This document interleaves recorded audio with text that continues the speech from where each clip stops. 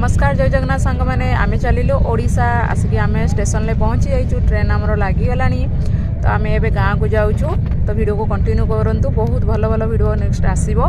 तो कंटिन्यू एमती करूँ आम आसिक आम सीट रे बसी जाइचु तो झील को देखु ट्रेन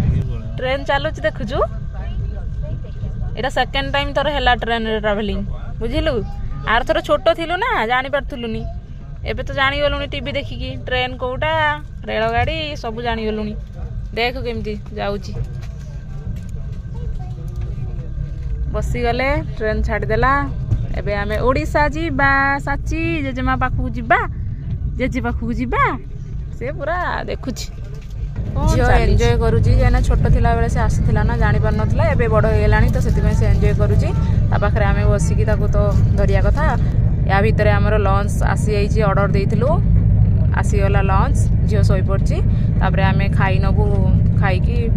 रेस्ट नबू तो एमती आज वीडियो भल लगे लाइक कमेंट निहाती करेंगे रही जय जगन्नाथ।